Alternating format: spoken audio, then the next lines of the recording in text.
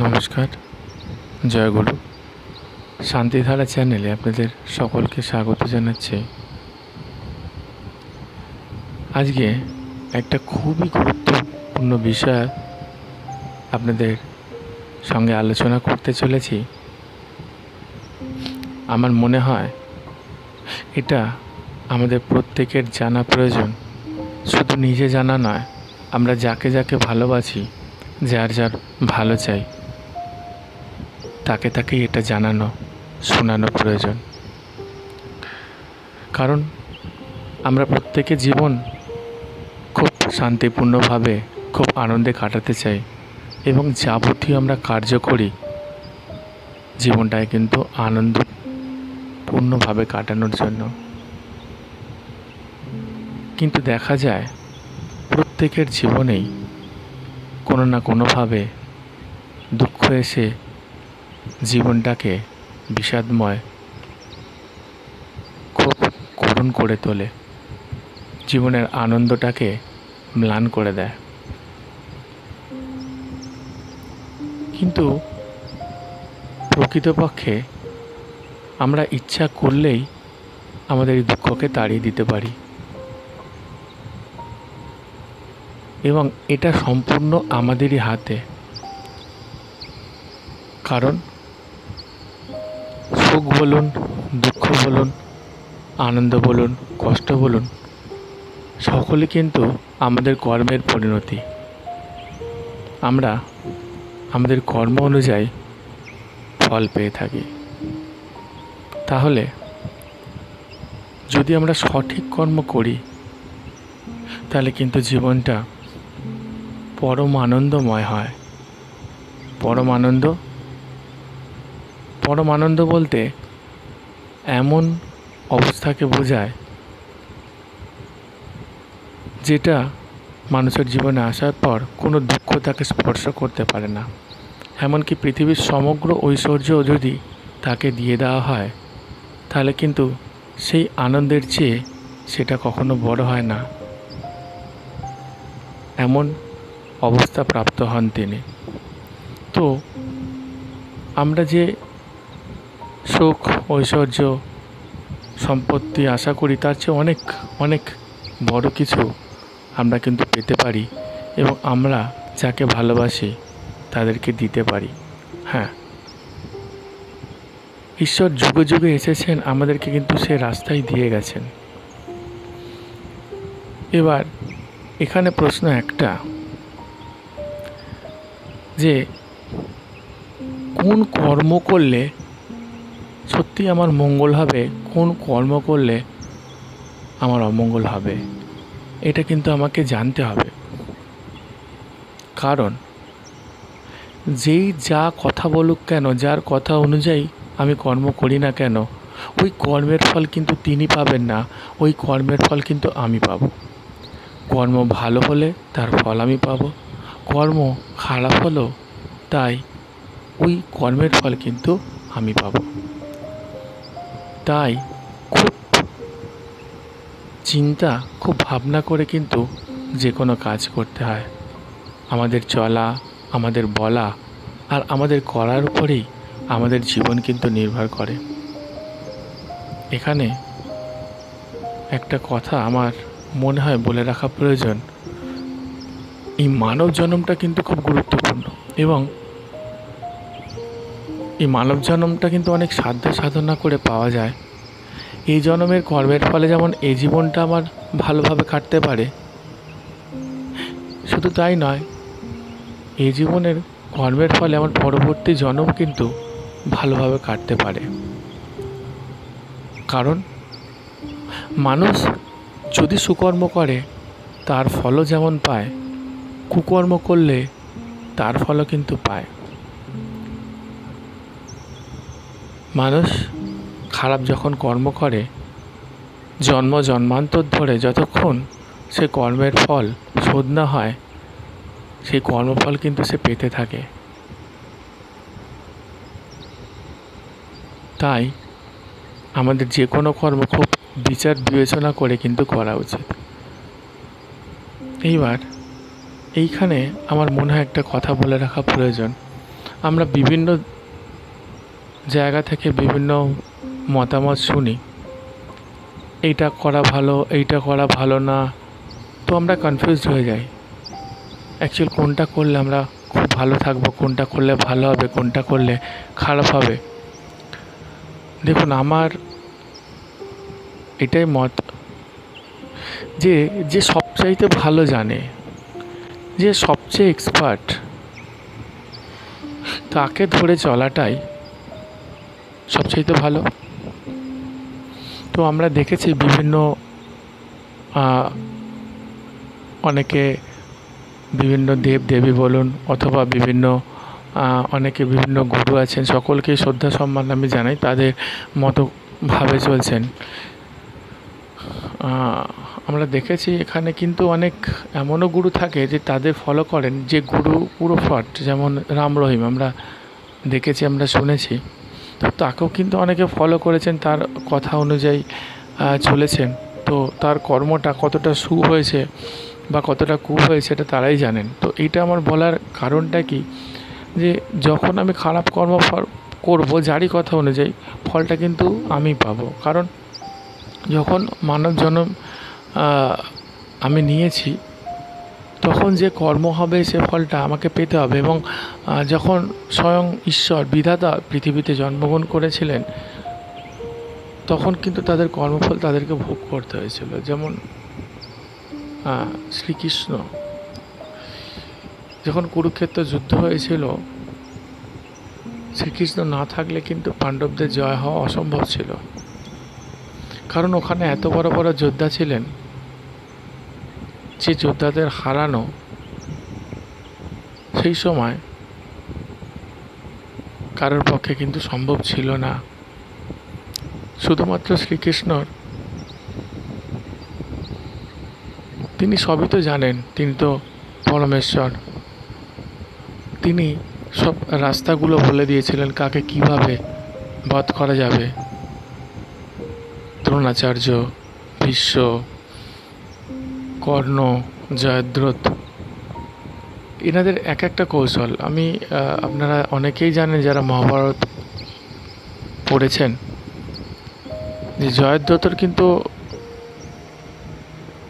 বাবার একটা আশীর্বাদ ছিল, ওনার বাবার আশীর্বাদ ছিল যে তোমার মৃত্যুর কারণ যে হবে, তোমার মাথাটা যদি কেটে ভূমিতে পড়ে যায়,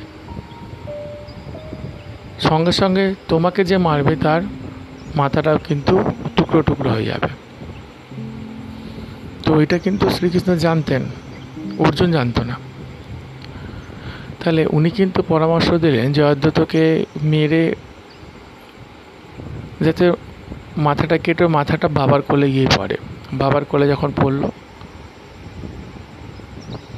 তখন বাবা মাথা ফেটে টুকরো টুকরো হয়ে গেল, অর্জুন কিন্তু বেঁচে গেলেন।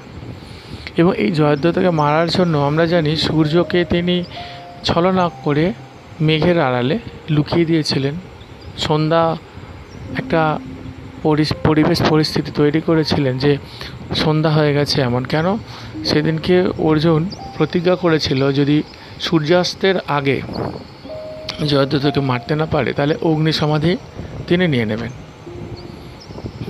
তাহলে আমি একটা উদাহরণ দিলাম, আপনারা জানেন অনেকে এটা, যে আজ শ্রীকৃষ্ণ না থাকলে কিন্তু কৌরবদের পক্ষে যারা যুদ্ধ করেছিলেন তাদেরকে হারানো সহজ হতো না বা প্রায় সম্ভবই হতো না। এইটা বলা কেন? কারণ তো শ্রীকৃষ্ণ তো পরমেশ্বর, তার দ্বারা কোনো কিছুই অসাধ্য নয়।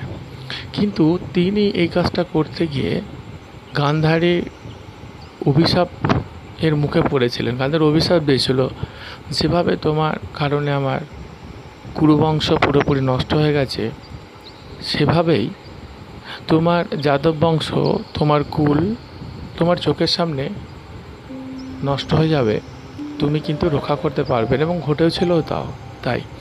তো আমি এটা কেন বলছি, যে যে পৃথিবীর মালিক যিনি আমাদের পরমপিতা পরমেশ্বর, যার ইচ্ছার বাইরে কিছুই হয় না, পরম শক্তিমান, যে চাইলে সব কিছু, যিনি চাইলে সব কিছুই করতে পারেন, যখন মানব দেহ ধারণ করে তিনি পৃথিবীতে আসেন, তখন কর্মফলের অধীন তিনিও থাকেন। তাহলে আমরা তো মানে কোনো ব্যাপারই নয়, আমাদের তো কর্মফল আমরা প্রত্যেকে পাবই। তো এই জায়গাটা বারবার কেন উল্লেখ করছি, কর্মটা কিন্তু খুব ভালো করে করতে হয় এবং কাকে ধরে চলবো, কারণ যতটা খারাপ কর্ম করেছে তার ফল পাবো, যতটা ভালো কর্ম করেছে তারও ফল পাবো। কারণ গীতাতে ধ্যানযোগ অধ্যায় শ্রীকৃষ্ণ অর্জুনকে বলেছিলেন, অর্জুন শ্রীকৃষ্ণকে জিজ্ঞাসা করেছিলেন যে এই যে ধ্যান করতে করতে কেউ যদি মাঝপথে ছেড়ে দেন তাহলে তার গতি কী হবে। তখন কিন্তু শ্রীকৃষ্ণ বলেছিলেন যে যা খারাপ কাজ করে তারও যেমন ফল আছে, ভালো কাজ করলে তারও ফল আছে।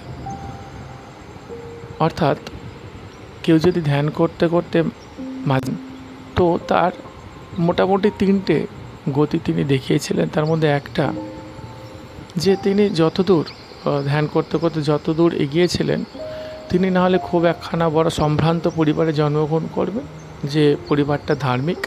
তো যতদূর তিনি ঈশ্বর সাধনায় এগিয়েছিলেন, তার পরবর্তীতে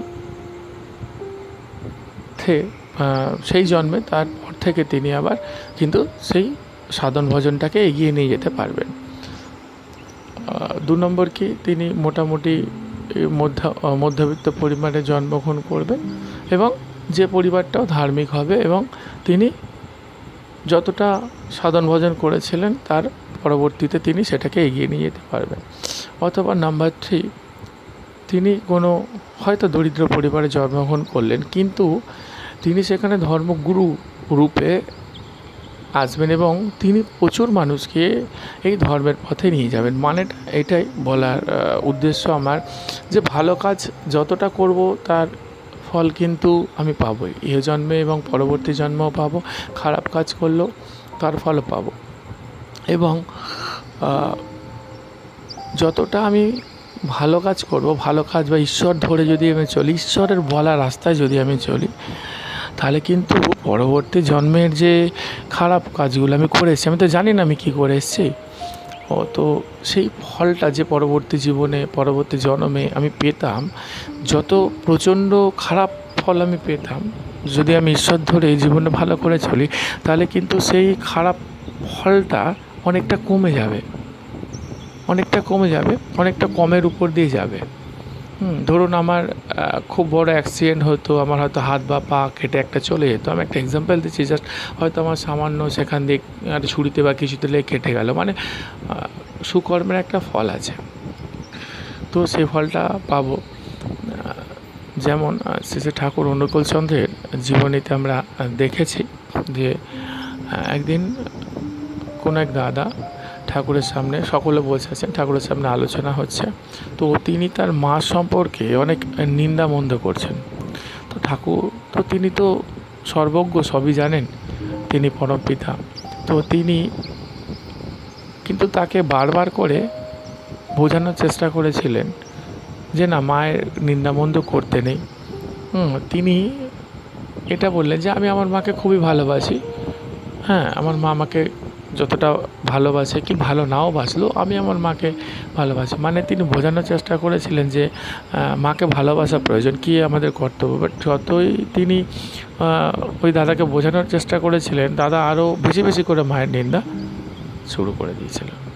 তখন শ্রী ঠাকুর বাধ্য হয়ে ওই দাদাকে বললেন যে পৃথিবীতে তো এত মা আছে, তাহলে তোমার ভাগ্যেই অমন মা কেন পড়লো।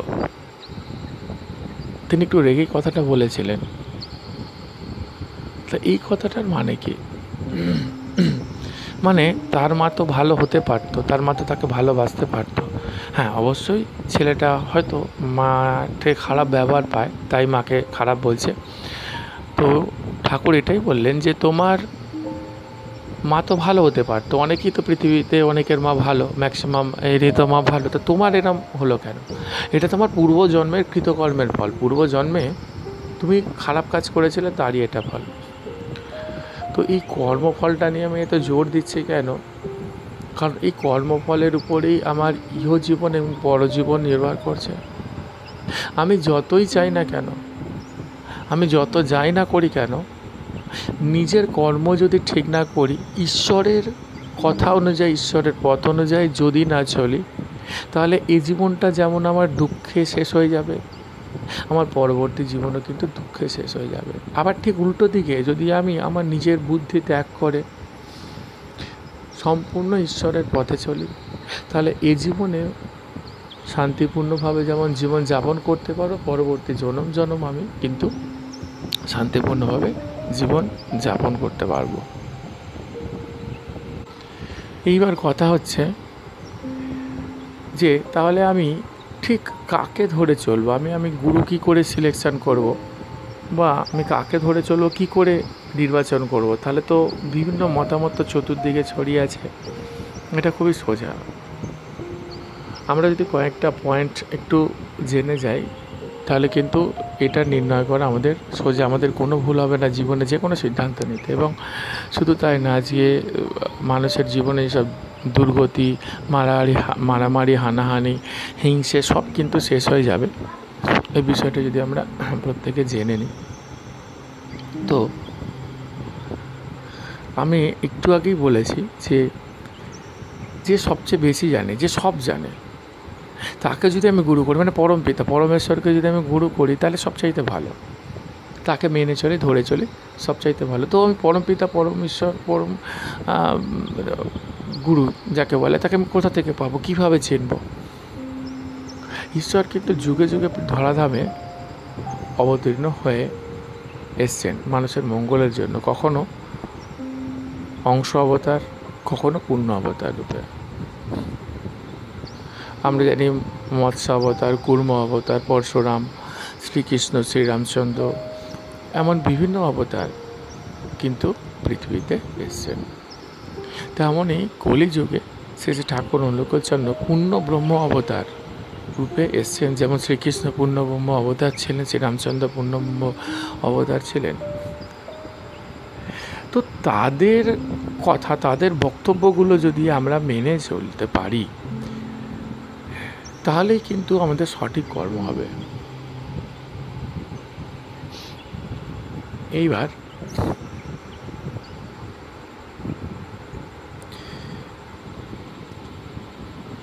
শ্রীকৃষ্ণ গীতায় যে বাণী দিয়েছিলেন, সেগুলো মেনে চলতে পারলে কিন্তু আমরা সঠিক কর্ম করতে পারবো। কিন্তু এখানে একটা সমস্যা আছে। কি সমস্যা? আমি মনে করি এটা, কারণ যখন দেখি আমরা একটা অনেক উঁচু ক্লাসে, ধরুন কোনো গ্র্যাজুয়েশন কেউ করছে, সে যদি কোনো পড়া ক্লাস 1 বা 2 এর ছেলেকে বলে, সে কিন্তু চট করে বুঝতে পারবে না। আবার সেই ছেলে যখন মাধ্যমিক, উচ্চ মাধ্যমিকে চলে যাবে, তখন কিন্তু সে ওই গ্র্যাজুয়েশন লেভেলের পড়াশোনাটা যখন বলবে, বুঝতে পারবে। তেমনভাবেই পরমেশ্বর নিজে যে কথাগুলো বলেছেন, সেটা আমাদের কাছে কিন্তু অতটা সহজে সবাই বুঝে নেবে, আমরা কিন্তু সেই জায়গায় এখনও নিজেকে, আমার মনে হয়, নিয়ে যেতে পারিনি। কেন আমি এই কথাটা বলছি? কারণ যখন শ্রীকৃষ্ণ একটা একটা করে উপদেশ দিচ্ছিলেন গীতার মাধ্যমে, আমরা অর্জুন জানি তিনি অনেক বড় সাধক এবং অনেক বড় জ্ঞানী, এবং জীবদ্দশায় তিনি কিন্তু স্বর্গে পর্যন্ত গিয়েছিলেন, ওখানে বিভিন্ন অস্ত্র নেওয়ার জন্য, অস্ত্র শিক্ষা করার জন্য। তাহলে একজন মানুষ যিনি জীবদ্দশায় স্বর্গে পর্যন্ত গিয়েছিলেন, অনেক জ্ঞানী, অনেক জ্ঞান অর্জন করেছিলেন, তাকেও আমরা বারবার প্রশ্ন করতে দেখেছি গীতায়। যখন শ্রীকৃষ্ণ বিভিন্ন উপদেশ দিচ্ছিলেন, তিনি কিন্তু বারবার বলেছিলেন, এটা হে সখা, হে ঈশ্বর, এটা ভেঙে ভেঙে ভেঙে ভেঙে বলুন। সেই সব কথাগুলোই খুব সহজ সরলভাবে শ্রী ঠাকুর অনুকূলচন্দ্র বিভিন্ন বাণীর মাধ্যমে, বিভিন্ন উপদেশের মাধ্যমে কিন্তু আমাদের কলিযুগে দিয়ে গেছেন। কিভাবে আমরা চলবো, কি খাবো, কি বলবো, কি করব। এবং এই সত্যানুসরণ একটা গ্রন্থ আছে, আমার জীবনের পরিবর্তন এই গ্রন্থটা থেকে হয়েছিল। প্রকৃতপক্ষে আমাদের পরিবারের সকলেই কিন্তু কৃষ্ণমন্ত্রে দীক্ষিত, আমি এবং আমার স্ত্রী ব্যতিক্রম। তো আমি কখনো ভাবিনি আমি ঠাকুরের দীক্ষা পাবো বা নেব। ঠাকুরের দয়া ছাড়া তো কিছুই হয় না। তো আমার কিন্তু জীবনের পরিবর্তনই সত্যানুসরণ গ্রন্থ। ওই গ্রন্থটা এমন একটা গ্রন্থ, ছোট্ট একটা চটি গ্রন্থ, জীবনের সমস্ত সমস্যার সমাধানের গ্রন্থে আছে। এবং ওই গ্রন্থটা যে পড়ে নেবেন, যে বুঝে নেবেন, জীবনের কোনো সমস্যা তাই কিন্তু আটকাতে পারবে না। এবং ওই গ্রন্থটা পড়ে আমার উপলব্ধি হয়েছিল যে সত্যি এটা অনন্য, এটা তুলনা হয় না।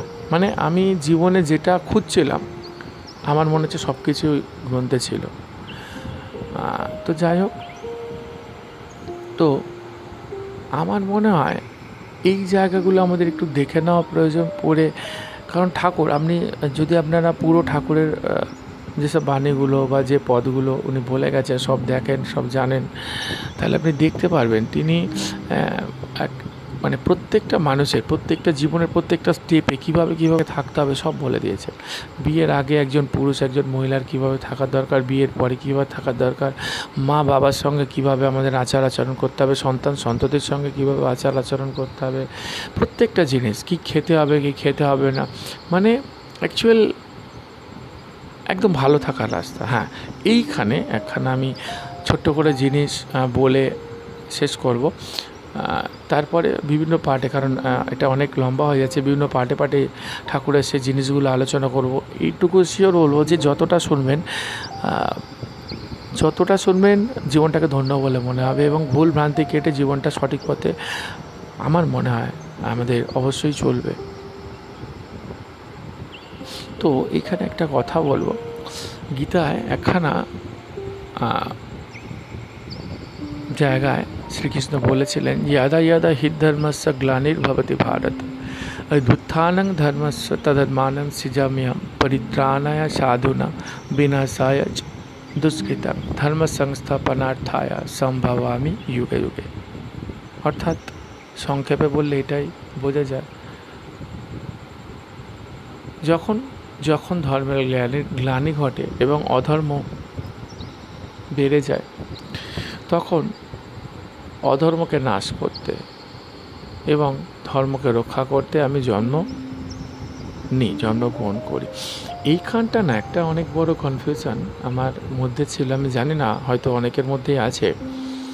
এখানে আমি এটাই ভাবতাম, এবং এই ভাবাটা আমাদের জন্য প্রচণ্ড ক্ষতিকর বলে আমি মনে করি। আমি ভাবতাম যে যখন অধার্মিক বাড়বে, অধর্ম বাড়বে, পরমপিতা আসবেন, এসে যারা অধার্মিক তাদেরকে শেষ করে পৃথিবীকে শান্তি রাজ্য স্থাপনা করবেন। এই দায়িত্ব তার। তো তিনি যখন আসবেন তখনই শান্তি হবে, না তাছাড়া কিন্তু শান্তি হবে না। মানে আমাদের হাতে কিছু নেই। আমার কিন্তু ঠাকুরের দীক্ষা পাওয়ার পর এবং ঠাকুরের জিনিসগুলো জানার পর আমার ধারণা পুরো বদলে গেল। এবং একদম সত্যি কথা, এ পুরো সিস্টেমটাকে পাল্টানোর কিন্তু পুরো ক্ষমতা আমাদের নিজেদের হাতে আছে, এবং ঠাকুর সে রাস্তায় বলে গেছেন। সেটা কিভাবে? আচ্ছা, একটা প্রশ্ন আমারও খুব করতে ইচ্ছা করে। আমরা শুনেছি কল্কি অবতার আসবেন এবং তিনি ঘোড়ায় চড়ে আসবেন এবং যত অধার্মিক তাদেরকে বিনাশ করবেন। কীভাবে বিনাশ করবেন? ঘোড়ায় চড়ে তাদেরকে মারবেন, কাটবেন, যাই হোক বিনাশ করবেন এবং একটা শান্তিপূর্ণ ধর্মরাজ্য স্থাপনা করবেন। পরমেশ্বর যখন আগে অবতার নিয়েছিলেন, তখন হয়তো একটা রাবণ ছিল, একটা কংস ছিল, এদের সংখ্যা খুব কম ছিল। এখন তো ঘরে ঘরে কংস, রাবণ। তাহলে এখন যদি তিনি অধার্মিকদের নাশ করতে চান, তাহলে তো পুরো পৃথিবীটাই শেষ হয়ে যাবে। কজন বাঁচবে? আমার মনে হয় আমাদের এই চিন্তাটা ভুল, এবং এইটা আমি শ্রী ঠাকুর অনুকূল চন্দ্রের ধর্ম সম্পর্কে যে মতামত, সেটা জানার পর সুস্পষ্টভাবে বলতে পারি সঠিক। মানে এই চিন্তাটা ভুল। অবশ্যই কল্কি অবতার হিসাবে তিনি আসবেন, এবং অধার্মিকদের নয়, অধর্ম নাশ করার জন্য। এবং ঠাকুরের একটা ছোট্ট জিনিস আপনাদের সামনে তুলে ধরলে আপনারা আরও ক্লিয়ার হয়ে যাবেন। ধর্ম সম্পর্কে ঠাকুর কী বলেছেন? ঠাকুর বলেছেন, ধর্মে মানুষ বাঁচে পারে, সম্প্রদায়টা ধর্ম নারে। মানে সুন্দরভাবে বাঁচতে গেলে বাড়তে গেলে যেটা করতে হয় সেটাই ধর্ম, এক কথায় বলে দিলেন তিনি। আর বাকি আমরা যেগুলো করি এগুলো কিন্তু আমরা রিচুয়াল, এগুলো কিন্তু আমরা দেখা দেখি পালন করি। আমি যেটা বলছি আমি সেটা কেন বলছি, আমার কী থেকে মনে হয়েছে আমি সেগুলো আপনাদেরকে বলবো। এবং ঠাকুর ধর্ম সম্পর্কে আর একটা কথা বললেন, নিজে বাঁচে অন্যের রাখে, ধর্ম বলে জানিস তাকে। মানে ধর্ম সেটাই, আমি যেমন নিজে ভালো থাকবো অন্যকে ভালো রাখবো। হ্যাঁ সত্যি তো, পরমপিতা পরমেশ্বর তিনি তো সকলের ভালো চান। দেখুন কয়েকটা ছোটো ছোটো পয়েন্ট অফ ভিউ যদি আমাদের মধ্যে আমরা ভরে নিতে পারি তাহলে আমাদেরকে কেউ ভ্রান্ত করতে পারবে না, আমার মনে হয় এটা। আমার মনে হয় কারণ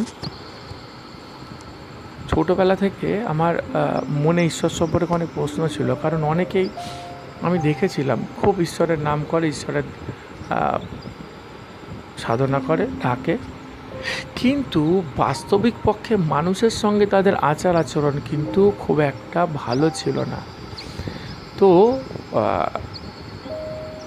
আমার মনে এটাই প্রশ্ন ছিল, ঠাকুর কি তাহলে স্বার্থপর, ঈশ্বর কি তাহলে স্বার্থপর, যে শুধু তার ধ্যান করছে, এই দিয়ে কাউকে ভালোবাসছে না, সবাইকে গালাগালি করছে, মানুষকে নিন্দামন্দ করছে, মানুষের সঙ্গে খারাপ ব্যবহার করছে, তাহলে তার একটা খুব ভালো গতি হয়ে যাবে শুধু ঠাকুরকে ডাকছে বলে?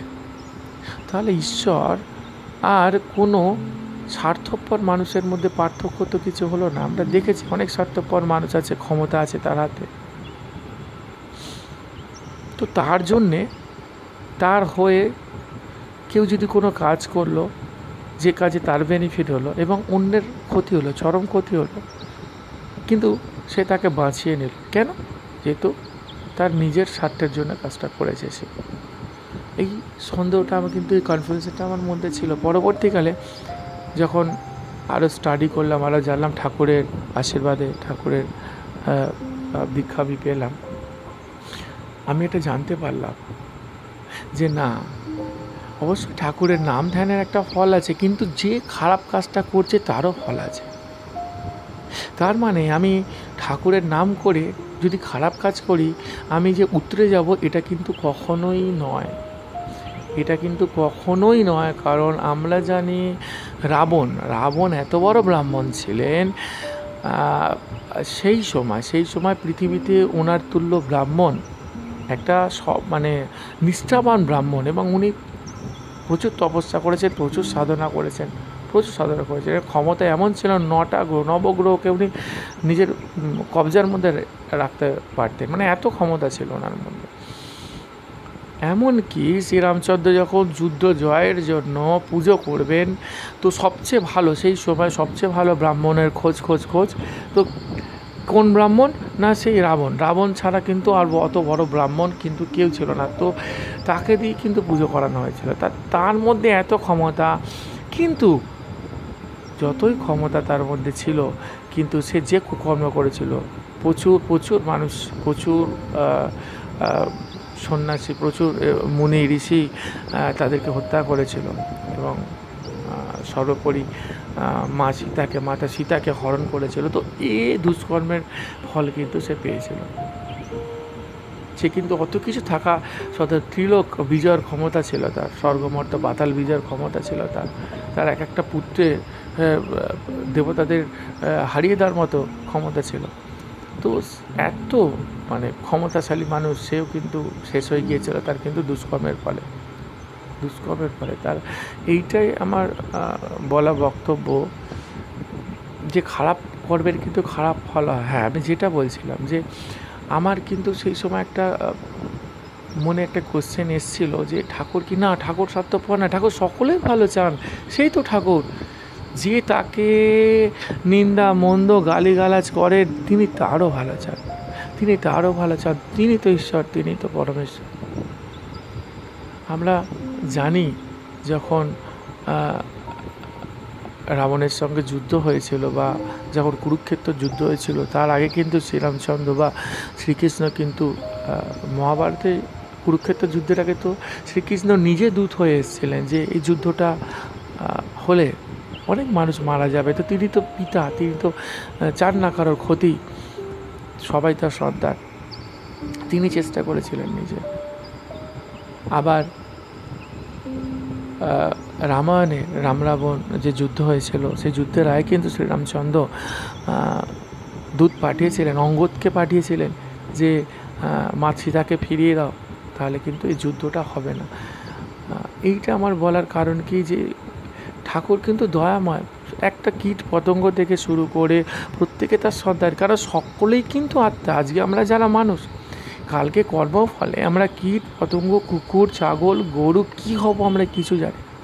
আমরা যত পশু পাখিকে কষ্ট দিয়েছি, যত মানুষকে কষ্ট দিয়েছি, তার বহুগুণ কষ্ট কিন্তু জন্ম জন্মান্তরে আমাদের জন্য অপেক্ষা করছে। এই জায়গাটা কিন্তু খুব ভালো করে মাথায় রাখতে হবে।